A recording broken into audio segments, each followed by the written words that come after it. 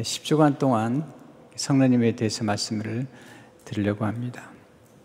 하나님은 성령님과 함께 새 변화 속으로 들어가기를 원하십니다. 지금은 엄청난 변화 속에 와 있습니다. 이 변화의 가장 중요한 해결책은 하나님밖에 없습니다. 성령님밖에 없습니다.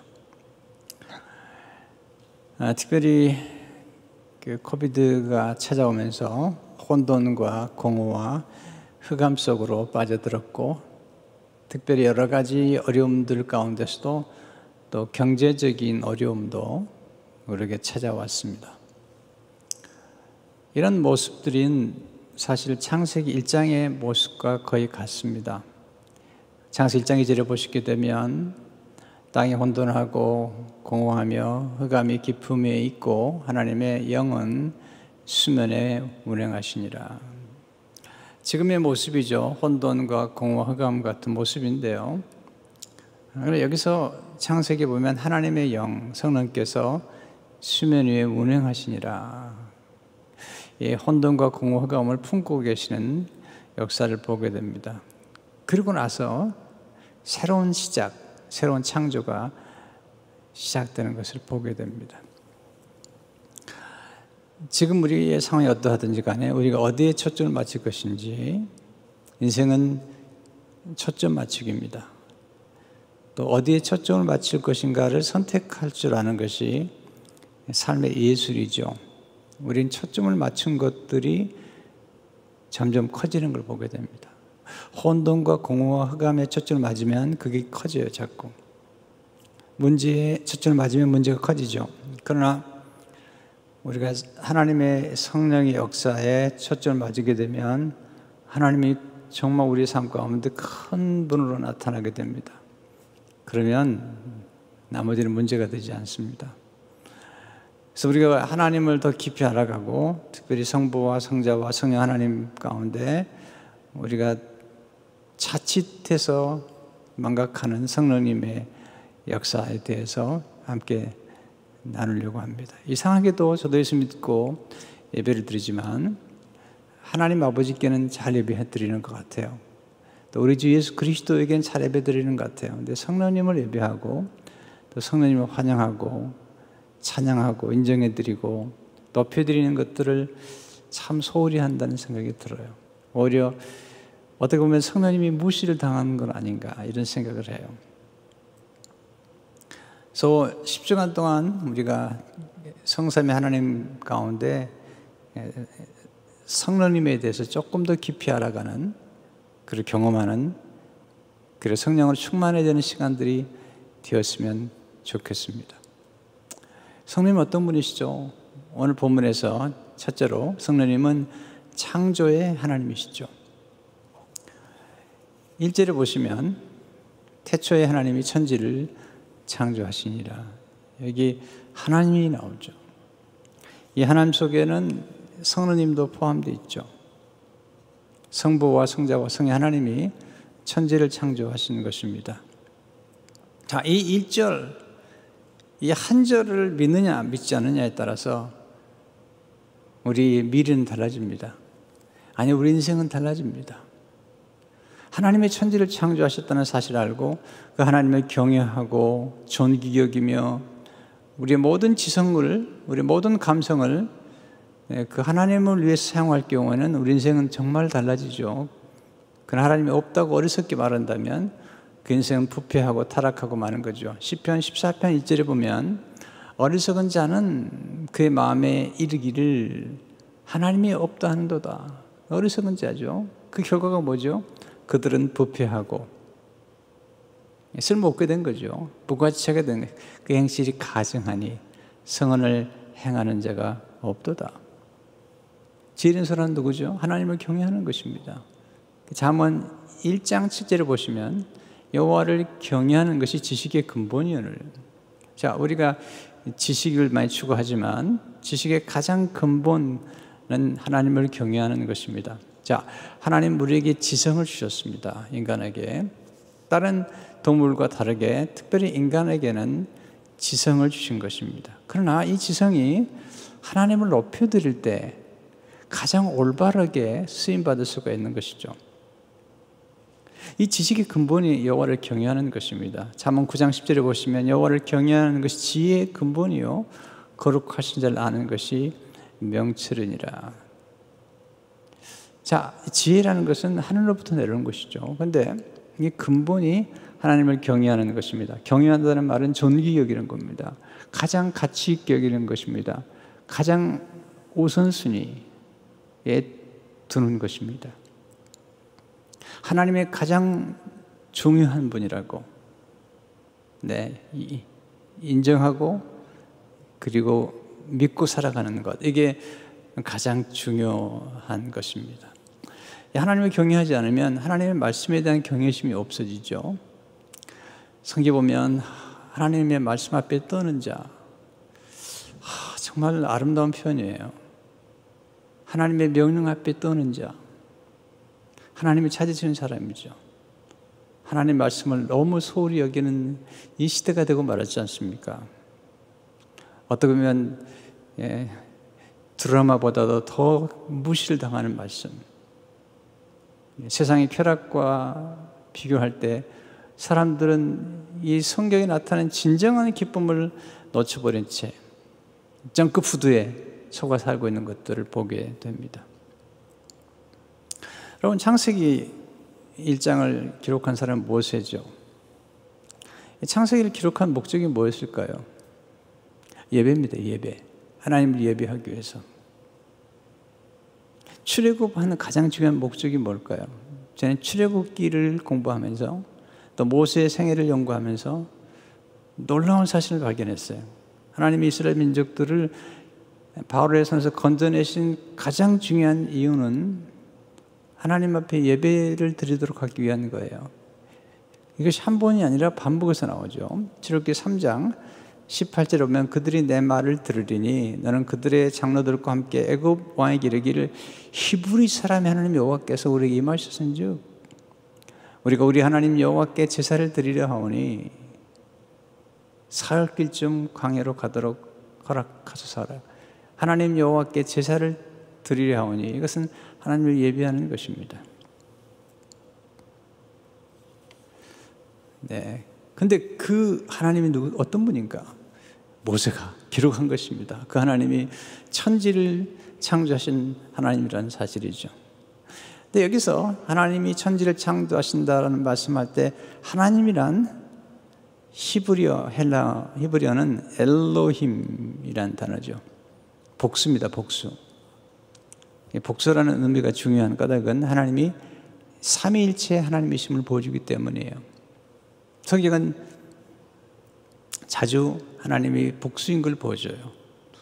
그 완전한 그 전모가 신약에서 밝혀지지만 구약에서는 뚜렷하게 드러나진 않아요. 그러나 자세히 보시면 신약을 통해서 구약을 보면 그런 놀라운 것들을 경험하기 시작하죠. 창세기 1장 10절을 보게 되면 하나님이 이르시되 우리의 형상을 따라 복수예요.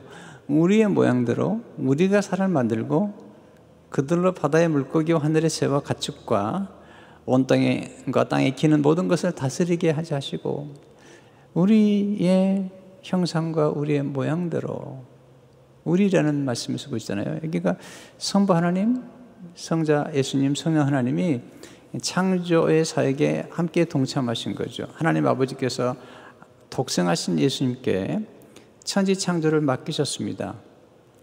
그때의 말씀으로 천지를 창조하셨고요. 근데 그 자리에 성령께서 함께 하신 거죠. 지혜와 총명의 영이신 성령께서 함께 하셔서 천지를 창조하게 된 것이죠. 시편 104편 30절에 보게 되면 주의 영을 보내어 그들을 창조하사 지면을 새롭게 하시나이다. 주의 영, 성령께서 창조에 동참하신 거죠. 시편 33편 6절에 보게 되면 여호와의 말씀으로 하늘이 지음이 되었으며 그 만상을 그의 입 기운으로 이루었도다. 이 기운이라는 것은 성령의 기운을 의미하는 것입니다. 여기 33절 4절에 보게 되면 하나님의 영이 나를 지으셨고 전능자의 기운이 나를 살리시네. 성령을 의미하는 것입니다. 이 창조하다라는 이 동사 가운데 히브리어 말로 바라는 오직 하나님의 창조에만 사용한 동사예요. 사람에게는 사용하지 않아요. 왜냐하면 하나님만이 죽은 자를 살리시고 무에서 이유를 창조하는 분이기 때문이에요. 아브라함이 믿은 하나님이죠. 그러니까 이건 놀라운 겁니다. 히브리 노예들이, 보잘것없는 노예들이, 그들이 믿은 하나님은 아브라함의 하나님, 이삭의 하나님, 야곱의 하나님인데, 그 하나님이 천지를 창조하신 분이시고 그 하나님이 성부와 성자와 성령 하나님이라는 사실입니다. 이걸 기억해야 됩니다. 아니, 이 고백이 굉장히 중요한 고백입니다.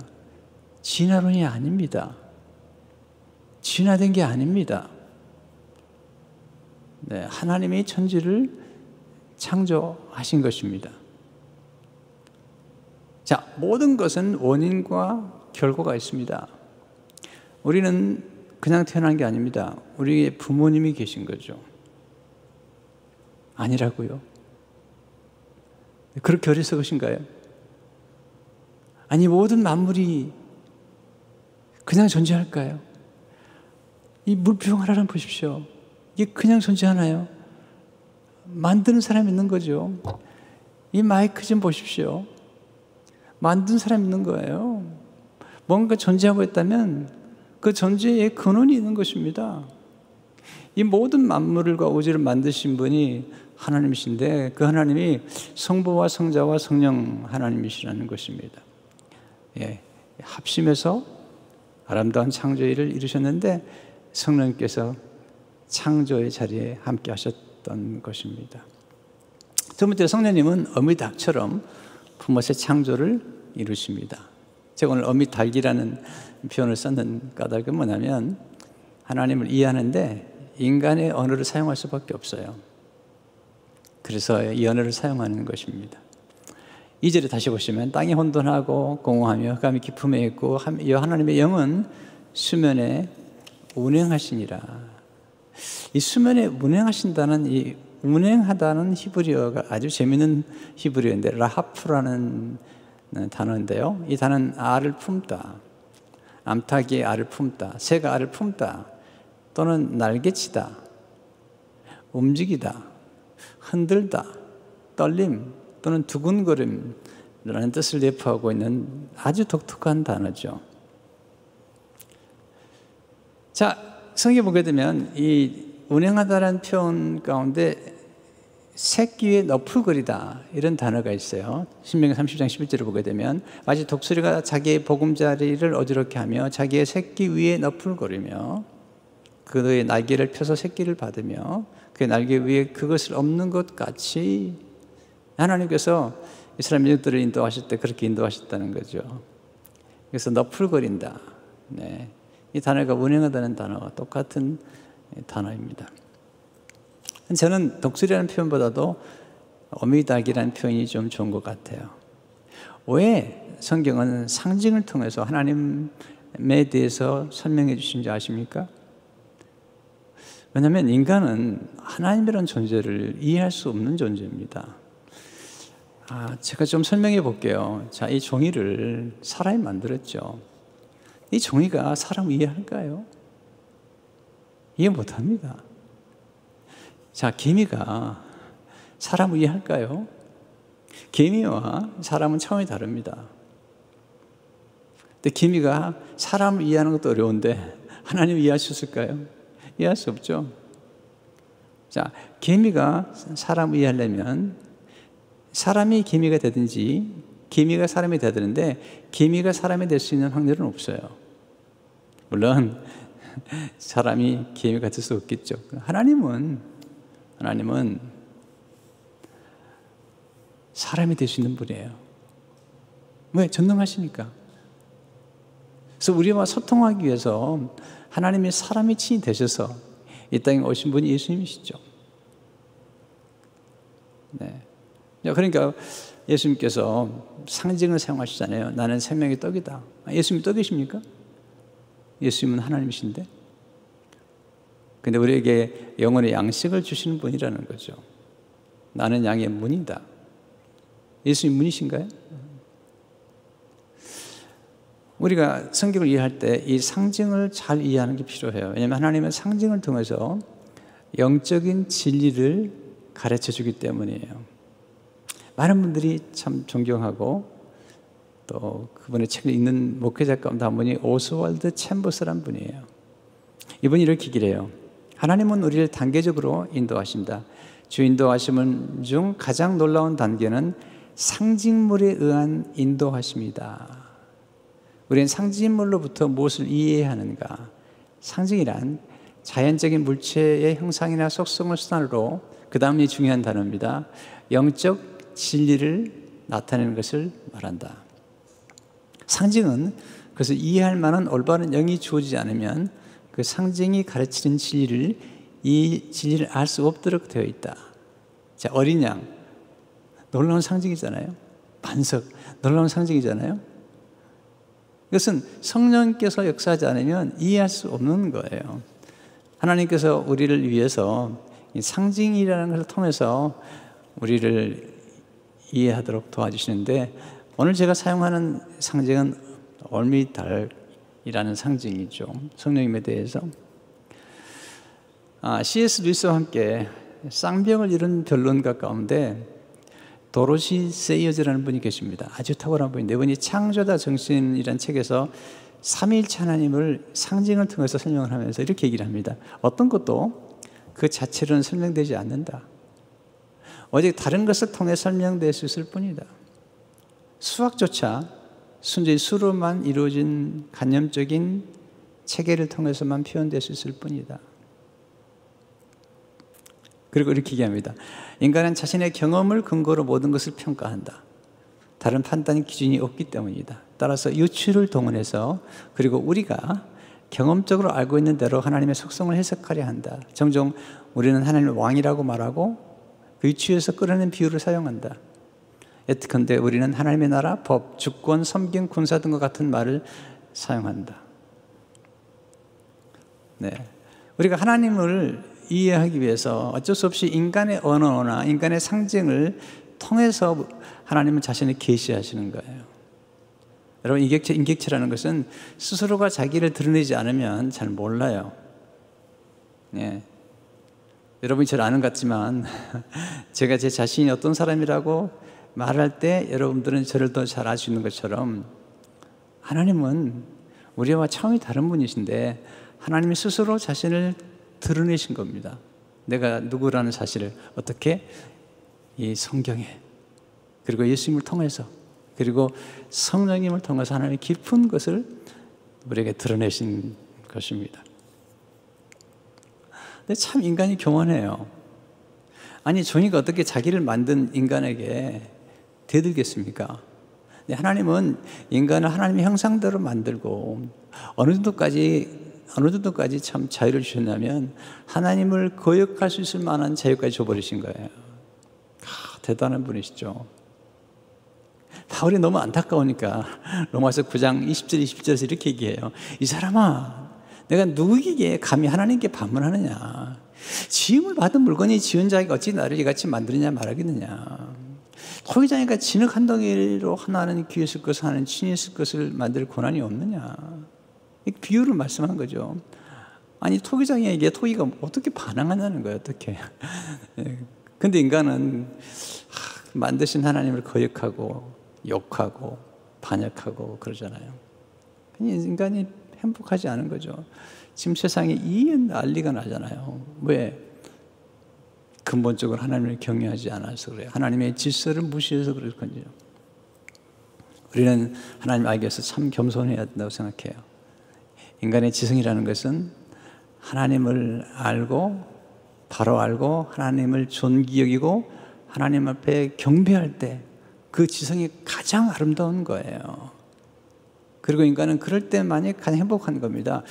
자, 성도 여러분, 여러분들이 오늘 또 경건하게 예배 드릴 때 여러분 마음속에는 깊은 기쁨이 찾아올 거예요. 깊은 기쁨이 깃드리는 거죠. 하나님을 두 손으로 찬양하고, 때로는 엎드려 경배하고, 이디오피아 사람들은 기도하다 보니까 바닥에 바짝 엎드려요. 그냥 바닥에 엎드려 기도를 해요. 하나님 앞에 완전 굴복하는 거예요. 근데 놀라웠게 그렇게 기도하게 되면 평화를 경험하게 돼요. 우리가 거역하고 반역하고 교만하면 행복할 것 같죠? 너무 행복하지 않습니다. 인간은 겸손히 하나님을 예비하고 사랑할 때 그때 알게 됩니다. 믿으면 보게 돼요. 인간의 지성과 이성은 한계가 있습니다. 하나님은 우리의 인식의 대상이 아니에요. 네, 물론 인식 대상이시죠. 그러나 인식의 대상이라기보다는 사실은 하나님은 우리의 신앙의 대상인 거예요. 우리가 공부해서 아시는 분이 아닙니다. 어떤 교수님은 대학에서 가르치는데 성경이 너덜너덜 만큼 읽었더래요. 한 학기 동안 성경을 가르치는데 너덜너덜 만큼 읽었더래요. 근데 결론이 뭐냐면 예수님이 하나님이 아니라고 보더래요. 그게 지금 유명한 아이비리그에서 공부한 학생이 이렇게 해준 거예요. 대단한 지성이에요. 그 지성이 하나님 모르는 거예요. 성경 읽지만. 그래서 토저의 말이 맞아요.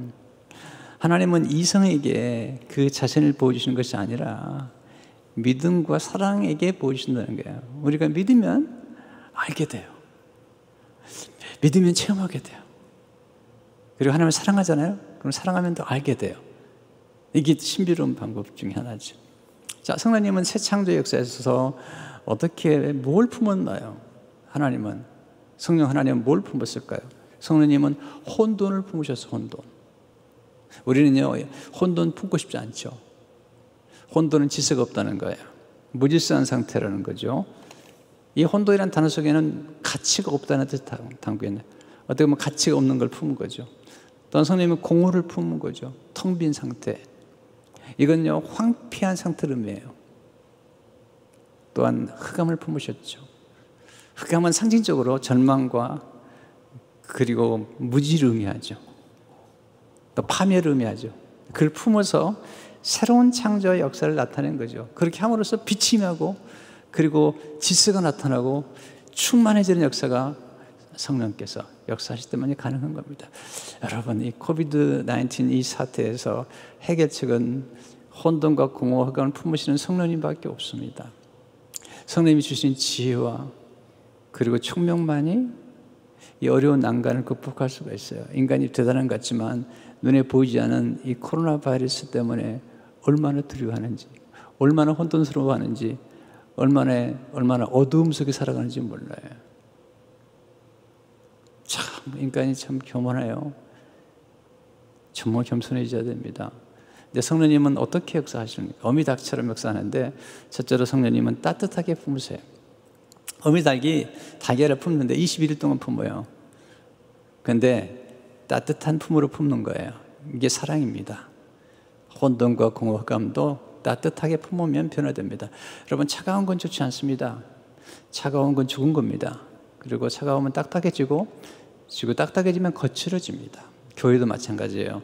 따뜻한 교회가 있습니다. 참 친절하고 이런 교회는 굉장히 유연합니다. 어린아이처럼. 근데 자꾸 거칠고 딱딱해지면 그때부터는 교회가 무덤이 됩니다. 무덤. 가정도 그렇습니다. 따뜻한 가정이 좋은 겁니다. 물론 지금처럼 너무 도움 안 되지만 따뜻한 품, 따뜻할 때 유연해지는 것입니다. 두 번째, 성령님은 진동함에 품으시죠. 닭이 21일 동안 이 달걀을 품을 때 그냥 품지 않고 돌려가면서 품어요. 이렇게 돌려가면서. 이게 떨림이에요, 떨림. 모든 건 진동이에요. 여러분이 지금 제 목소리를 들으시는 것도 이 소리가 진동이 되는 거예요. 인간의 몸은 계속 움직입니다. 잠잘 때 여러분 그냥 자는 것 같죠? 아주 어떤 분은 참 조용히 자더라고요. 아주 다 누운데 여러분, 그렇지만 조용히 자는 것 같지만 계속 몸이 움직입니다. 여러분, 양론에 가면 어른들이 계신데 어른들이 계속 누워있는 분이 계세요. 근데 간호사님들이 하는 역할이 뭔지 아세요? 계속 시간마다 몸을 움직여주는 거예요. 왜? 몸을 움직이지 않으면 욕창이 생깁니다. 네. 어른들에게 가장 위험한 겁니다. 몸을 움직이는 거예요. 그러니까 생명이 약동하려면 자꾸 움직여야 됩니다. 몸이 건강해지려면 자꾸 움직여야 됩니다. 그처럼 이 성령께서 이 달걀을 어미닭이 품고 자꾸 움직이는 것처럼 이게 뭐냐면 사실 사랑이에요, 사랑. 이게 떨림입니다. 그러니까 지금 성령님에 대해서 제가 설명하고 싶은 것은 어미닭이 이것도 상징이지만 달걀을 사랑하는 거잖아요. 그러면 엄마들이 아이가 임신했을 때 보면 좀 지나면 배를 자꾸 만집니다. 왜냐하면 아이가 자꾸 배를 차요, 이렇게. 엄마는. 그렇게 만집니다. 여기서 뭘 느끼냐면 진동을 느끼는 겁니다. 살아있는 것은 움직입니다. 느끼는 것입니다. 세 번째, 성령님은 두근거림으로 품으세요. 두근거림으로. 이 운행하다는 단어 속엔 두근거림이라는 말이 있는데 싱클레어 포커스는 이렇게 얘기해요. 운행하다라고 번역된 단어는 떨림 또는 두근거림이라는 개념을 담고 있다. 전 이게 너무 좋더라고요. 두근거림이라는 개념을 가지고 있다. 여러분, 성령님은 사랑의 영이신데 사랑하면 우리가 가슴이 두근거리잖아요. 뭐 이제 결혼해가지고 오래 살다 보면 별로 덜 두근거리는 것 같긴 한데요. 네, 결혼 초기나 또는 연애할 때 얼마나 두근거립니까? 네, 지금 요즘도 가끔 드라마 보면은 어떤 사람이 서로 좋아한다고 그러면 막 가슴이 퉁퉁퉁퉁 튀는 게 나오잖아요. 요즘 그렇게 묘사를 하는데, 왜냐하면 사랑은 두근거림이죠. 기대죠, 기대. 이게 동경하는 겁니다. 누구를 사랑하게 되면 얼굴이 빨개지고 또 가슴이 두근거리는 것입니다. 그것처럼 이 운행하다는 것은 이 두근거리는 것처럼 소망을 가지고 운행하는 것을 보게 됩니다. 로마서 8장을 얼마 전에 강의했는데 8장 15절에 이렇게 말씀하시죠. 너희는 다시 무수하는 종형을 받지 아니하고 양자형을 받았으므로 우리가 아빠 아버지라 부르느니라. 무수하는 종은 무수하죠. 율법은 우리를 무섭게 만들어요. 율법은 자꾸 죄를 지적합니다. 검사와 같아요. 네, 자꾸 죄를 만들고 마귀도 마찬가지죠. 우리를 또 무섭게 합니다. 그러나 하나님은 우리를 무섭게 하는 분이 아닙니다. 하나님이 나타나실 때마다 말씀하세요. 두려워하지 말라, 무서워하지 말라고 말씀하세요. 근데 양자형이라는 것은 뭐냐면 하나님의 자녀형이거든요. 여러분, 자녀가 사랑하는 부모님을 만날 때 가슴이 두근거리고요. 또 부모는 자녀를 기다릴 때 두근거립니다. 네, 제가 딸 둘을 키웠는데요. 요즘 그 코로나 바이러스 때문에 딸들이 오고 싶어도 잘 안 와요. 엄마 아빠를 위해서. 그런데 가끔 손주들을 잠깐 데려왔다 가요. 얼굴 보여주더라고요. 근데 손주하고 딸이 온다 그러면 이미 결혼했는데 딸이 손주들하고 온다 그러면 가슴이 두근거려요. 네. 딸 때문에 두근거리는지 아니면 손주 때문에 두근거리는지는 제게 묻지 마세요. 네, 그건 좀 복잡해진 얘기니까. 네. 근데 하여튼 이게 사랑이라는 것은 이 두근거림인 거예요. 두근거림. 그러니까 어미닭이 달걀을 푸는 것처럼 나중에 병아리가 되잖아요. 근데 이게 두근거림 속에는 뭐가 있냐면 사랑의 두근거림 속에는 인내가 있는 겁니다. 22일 동안 차야 돼요. 하루 이틀 품어서 되는 게 아닙니다. 그러니까 하나님이 하신 일을 보면은 사랑으로 품으시는데 21일 동안 어미닭이 품는 것보다 훨씬 많이 품으실 수도 있죠. 우리를 사랑하셔서. 근데 품고 나니까 이 계란이 병아리가 됩니다. 생명이 태어나고 그리고 나서 나중에 자라죠. 어미닭이 되고 숫하게 되고 그래서 또 재생산을 하게 되죠. 이게 하나님의 새롭게 하는 역사라는 것입니다. 네 번째로 성령님 함께 하시면 혼돈과 공허와 흑암이 축복이 되죠. 혼돈은 질서로 바뀝니다.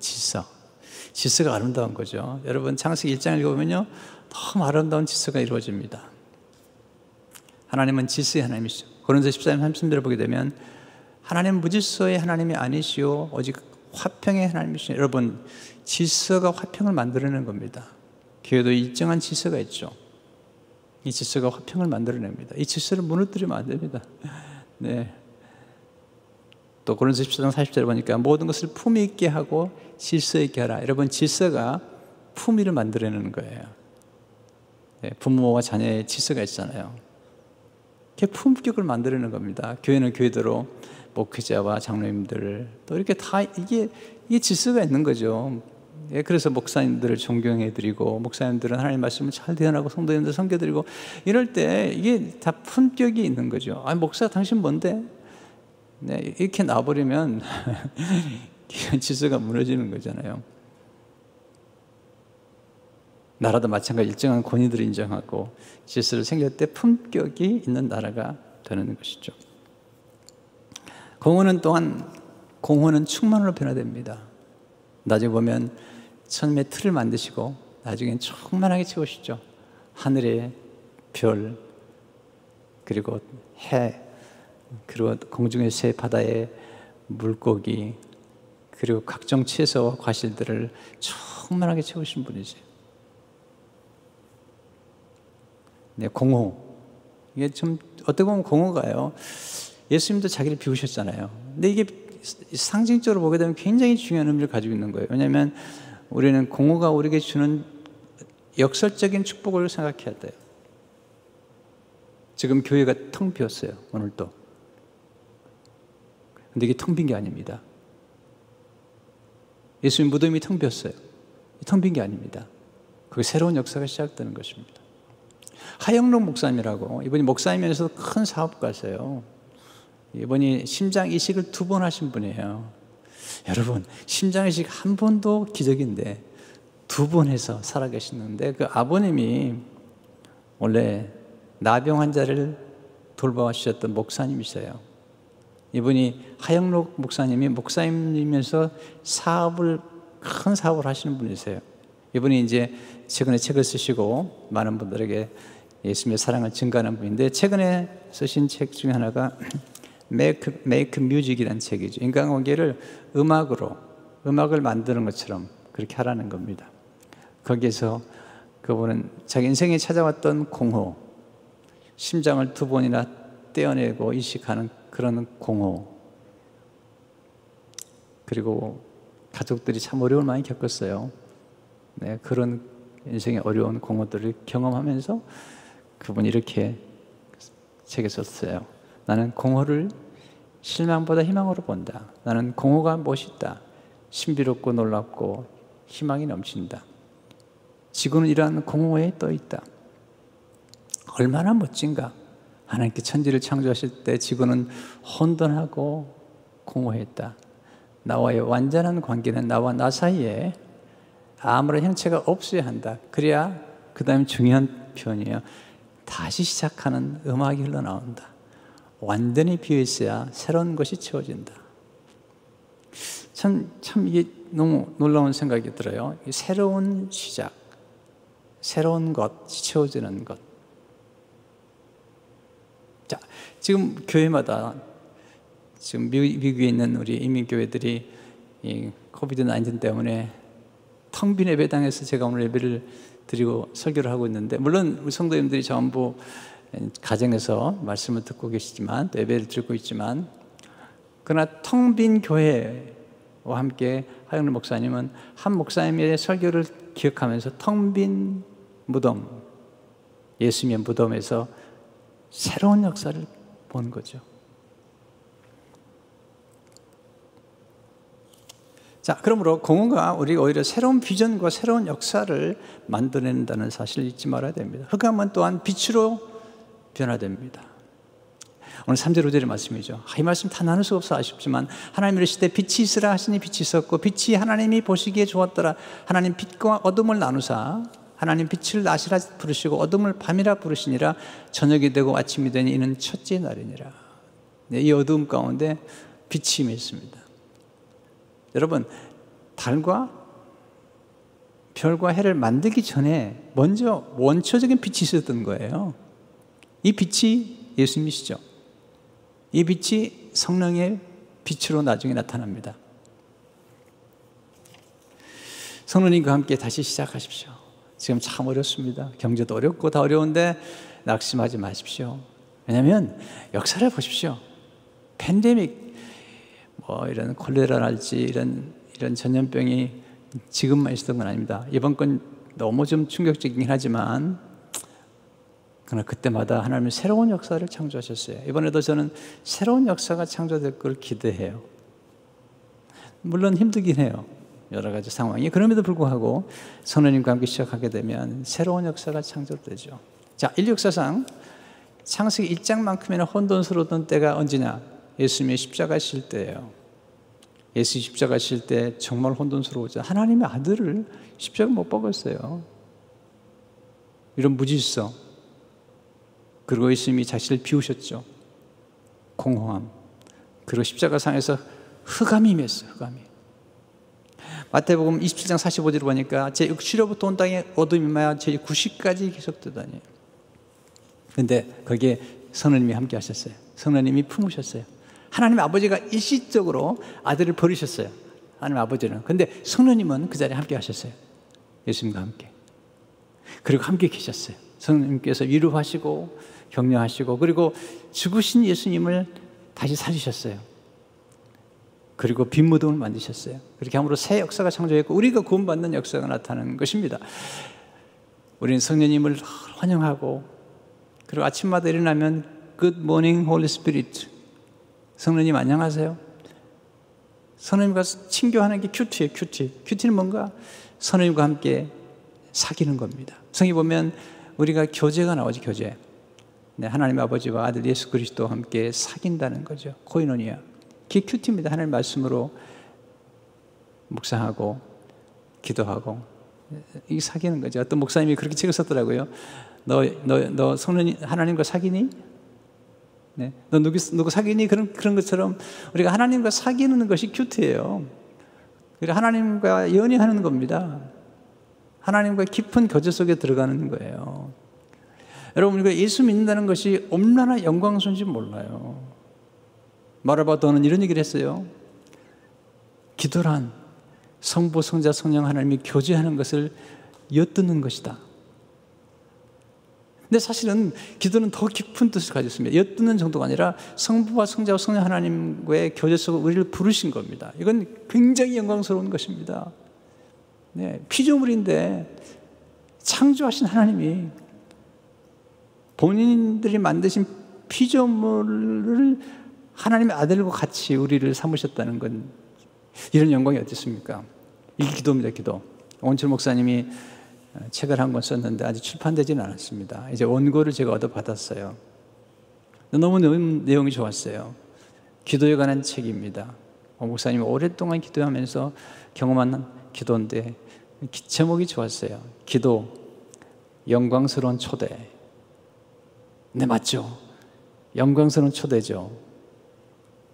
여러분, 기도처럼 영광스러운 게 없어요. 기도처럼 좋은 게 없습니다. 여러분, 기도 속에 들어가고 함께 기도하는 것은 거룩한 영광스러운 초대 속에서 놀라운 기도 응답들을 경험할 뿐만 아니라 하나님과 깊이 사귀는.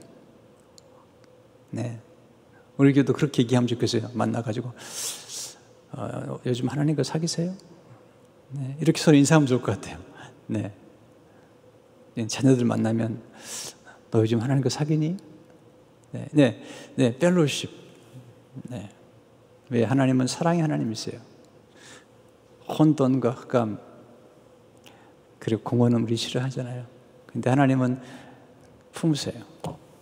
우리 인생에 찾아온 혼돈과 공허감도 품으시면 놀라운 일이 벌어집니다.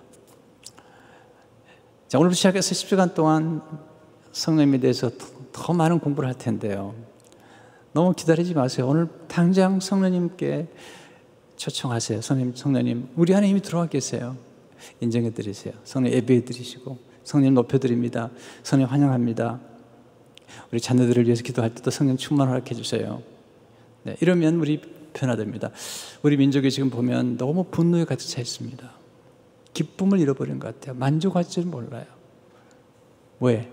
성령께서 역사하지 않으시면 해결되지 않습니다. 하나님께로 돌아가지 않으면 안 됩니다. 하나님께로 돌아가야만이 진정한 기쁨과 사랑과 만족을 누릴 수가 있습니다. 성령님께 돌아가야 됩니다. 여러분, 교회가 시작된 건 성령님으로 시작됐고 우리가 거듭난 것도 성령으로 말미암은 것입니다. 교회가 성령으로 돌아가야 됩니다. 성령 하나님의 은혜 안에 들어가야 됩니다. 그래야만 소망이 있습니다.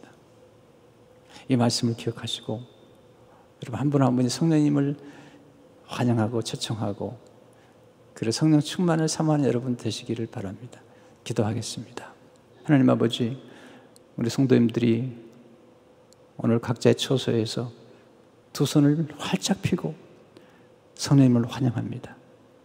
우리가 사랑하는 사람에게 마음을 활짝 여는 것처럼 오늘 성령님께 우리의 마음을 활짝 열고 성령님을 초청합니다.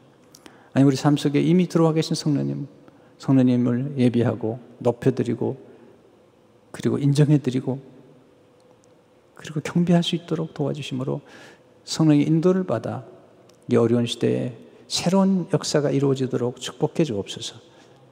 우리 자녀들에게 성령의 충만함으로 함께해 주옵소서. 예수 이름으로 기도하옵나이다. 아멘.